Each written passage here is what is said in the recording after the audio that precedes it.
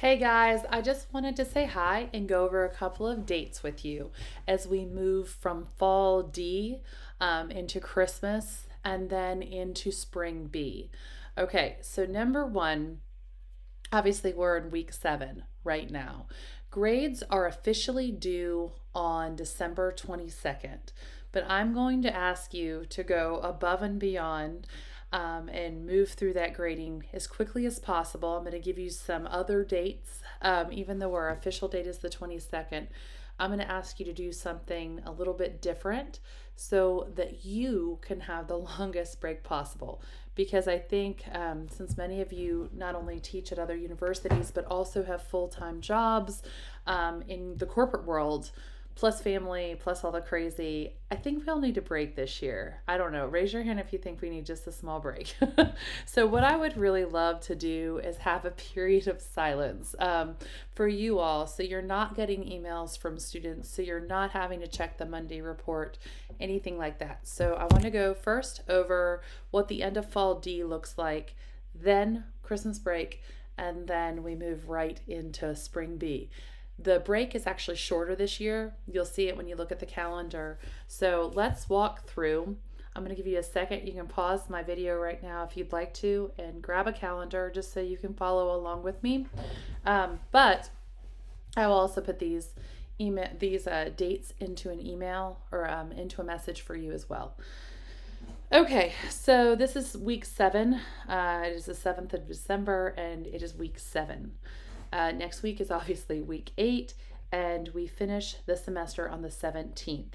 Now, for the financial aid grades, so those are the grades that come out on that dashboard. They come out a little bit early, and they are students that are potentially at risk of keeping their financial aid. So we have to prioritize those grades. Many of you know that. You get the dashboard, they usually email it to you and say, hey, look out for these people.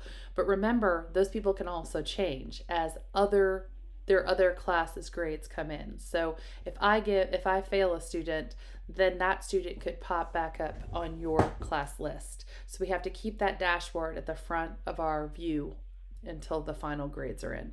So to avoid all of that looking at dashboards, I'm going to challenge you to get your grades in by the 20th of December.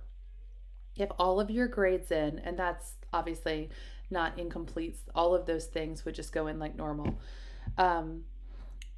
If all of those grades are in, then you would honestly have, let's see, 2 full weeks of a break. And I just think that that would be wonderful for all of you. So that's your challenge. Okay, so let's try to get all grades in by the 20th, but do keep an eye out for those financial aid grades on the dashboard.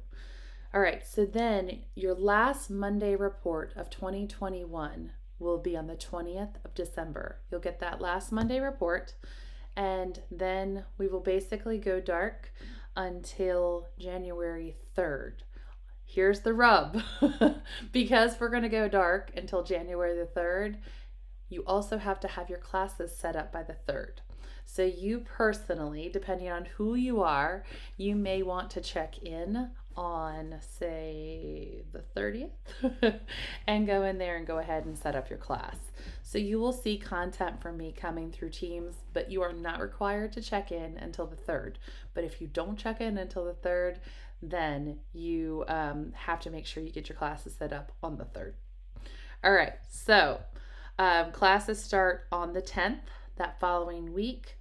And just to reiterate, course assignments will probably not show up until I would say somewhere between the 27th of December and the 29th if you want to check in. So those are some dates to finish off the year and also to start the new year. If there's anything that you've been wishing was different about your class, maybe you need to spruce up your announcements, maybe you need to I don't know, add some new videos or something like that. Not necessarily the course content, but your content. And you have a little extra time over the break, definitely use the time to do that. It makes it so much easier when you're not also grading and dealing with everything else. So I'm also going to send out an email to verify your home address. And if you could get back to me on that, I would greatly appreciate it. Other than that, I think that we are headed um, out of a wonderful year. Everybody's been wonderful. You guys have worked so hard. For those of you that were reviewed in fall B, my reviews will be done momentarily, and then they will obviously go on to administration. And then we have a whole group of people coming into reviews in the spring. So look out for info on that. But I just want to thank you very much. And I'll send you more messages before the holidays. But if I can say thank you once, I'm going to say it a million times. So thank you for all you do. I appreciate you. And I'm praying for you as we go into Christmas. Have a great day.